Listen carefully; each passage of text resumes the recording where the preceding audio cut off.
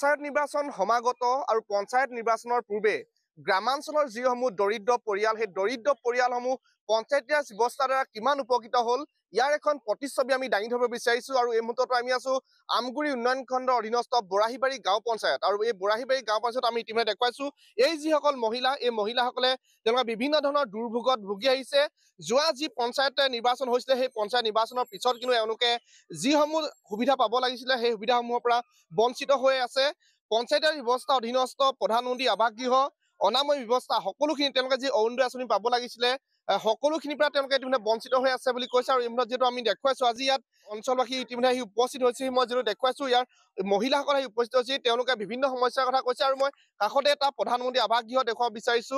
আৰু এই আৱাস গৃহটো বৰাহীবাৰী গাঁও পঞ্চায়তৰ অন্তৰ্গত 2021 আৰু 22 বৰ্ষত নিৰ্মাণ কৰিছিলে। কিন্তু বৰ্তমানলৈকে দেখা গ'ল এই আৱাস গৃহটোৰ যিগৰাকীয়ে তেওঁ আচলতে এতিয়ালৈকে ইয়াৰ যি জব কাৰ্ডৰ পইচা সেই জব কাৰ্ডৰ পইচা পাবলৈ সক্ষম নহ'ল। মই আপোনাৰ ওচৰলৈ আহিছো, যিহেতু আপোনালোকৰ বিভিন্ন সমস্যা, কেনেকুৱা ধৰণৰ সমস্যা? আমি এতিয়া শিল বতাহ তোমাৰ গোটেই তিনি কোঠা ঘৰ চফা কৰিলে, মানুহ ঘৰত থাকিবলৈও নাই। মণ্ডল অফিচৰ পৰা আহি মানুহে টিৰপাল দিলে, তাৰ অৱস্থাত গাঁওবুঢ়াই আহি পিনি আমাৰ পাছবুকৰ বোলে নাম্বাৰে নুঠিলে বুলি ক'লে। তেনেকুৱা চৰ্ট দিয়া ঘৰ পোৱাও মানুহ চৰকাৰী পইচা পাই গ'ল। আমাৰ ইয়াত গাঁওবুঢ়াই ইমানে অনীতি কৰিছে। আপুনি প্ৰধানমন্ত্ৰী আৱাস গৃহ পালে নাই? আমি সেইবোৰ একো নাই পোৱা। অৰুণোদয় আঁচনি চন্দ্ৰ আঁচনি মই একোৱে নাই পোৱা। চৰকাৰী নামত একো ততো নাই মোক। আপুনি কি নাই পোৱা? আমাৰ ঘৰো নাই পোৱা, অৰুণোদয় পোৱা নাই, একোৱে পোৱা নাই। এতিয়া কেনেকে আছে? চাউলৰ বহিটোৱে যেনে তেনে আছো আৰু ঘৰত। আপুনি কি নাই পোৱা? আমি অৰুণোদয় নাই পোৱা আৰু ঘৰৰ পাইছিলো ঘৰটো, খালি জব কাৰ্ডৰ পইচা গোটেই নোসোমালে আমাৰ। জব কাৰ্ডৰ পইচা নোসোমালে? কোন পঞ্চায়ত? নামটি দল। আপুনি কোন পঞ্চায়তৰ? আমি বৰাহীবাৰী গাঁও পঞ্চায়তৰ। আপোনাৰ কি অসুবিধা? মানে চৰকাৰী ঘৰো পোৱা নাই, ঘৰ অনলাইন কৰিলো, লেট্ৰিনো পোৱা নাই। তাৰপিছত অৰুণোদয়ৰ কাৰণে 30 বাৰ মান কৰিলো, কোৰ্টলৈকে কৰিলো, মানে অৰুণোদয় নাই পোৱা। মানে গৈয়ে থাকো পঞ্চায়তলৈ, গৈ আমনি লাগিছে মানে। সেইকাৰণে আৰু টিং ফুটিছিলে, টিং ফুটাৰ কাৰণে বাৰু দিলে, এইটো নাই দিয়া বুলি নকওঁ, সেইটো পইচা মানে সোমাই দিলে। তাৰপিছত এতিয়া আকৌ কৈছে বোলে নতুনকে কৰিব লাগিব বুলি কৈছে ঘৰৰ কাৰণে। আকৌ এতিয়া কৰি চাইছো বাৰু, কি হয় নাজানো, কিন্তু দিম মানে ভাগৰিছোগে আৰু। অৰুণোদয়টো নালাগিলেও মানে ঘৰটো হ'লেও লাগে আমাক থাকিবলৈ। লেট্ৰিনৰ কাৰণে অনলাইন কৰিলো, বেলেগ মানে নাপাবলগীয়া মানুহবিলাকে পাইছে, কিন্তু যাক দিবলগীয়া সেইবিলাকে নাই, পুৰাই পাই থাকে। এনেকুৱা মানে আমাৰ এই গাঁও মানে বৰাহীবাৰী গাঁও পঞ্চায়তৰ মানুহবিলাক। মই 8 নম্বৰ ৱাৰ্ডৰ হয়, মানে ক'বলৈ গ'লে ক'ব কি তহঁতৰ বয়স সৰু হৈ আছে, তহঁতি নাপাওঁ আমুক, কিন্তু আমাতকে সৰু মানুহবিলাকে পাই থাকে। আমাতকে সৰু মানে একদম সৰু বয়স, 25 বছৰ নাই 22 বছৰ হৈছে, কিছুমানৰ 19 বছৰ হৈছে, তেনেকুৱা বয়সৰ মানুহে কিন্তু অৰুণোদয় পাই গৈছে।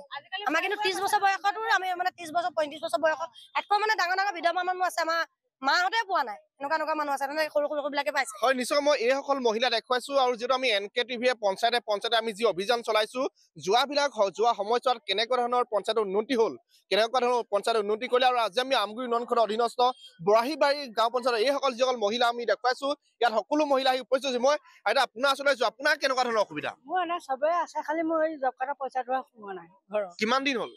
আজি 3 বছৰ হ'ল। 3 বছৰ দিন জব কাৰ্ডত দেখোন আপোনাৰ সোমোৱা নাই। কোন পঞ্চায়ত? বৰাহীবাৰী পঞ্চায়ত। বৰাহীবাৰী। হয়, আপোনাৰ? মই সেই অৰুণোদয় পোৱা নাই, ঘৰো পোৱা নাই, লেট্ৰিনো পোৱা নাই, একোৱে পোৱা নাই। দিন হাজিৰা কৰি পোৱা মানুহ আমাৰ কাৰণে এতিয়া ভাল বিধৰ মানুহখিনিয়ে পাইছে, আমাৰ এতিয়া দুখীয়া শ্ৰেণীৰ মানুহে পোৱা নাই।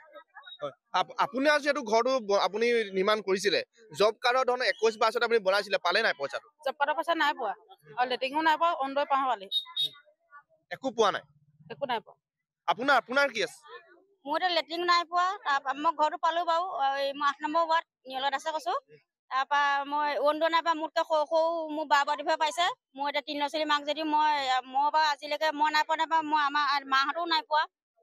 তাৰপৰা মাহঁতেও নাই পোৱা, মই বাৰু এইটো পাব নালাগে নি বাৰু? মোতকৈ সৰু বা-বাদিভাই পাইছে, মইতো অৰুণোদয়টো পাব লাগে, মই কোৰ্টলৈকে কৰিলো কাগজ।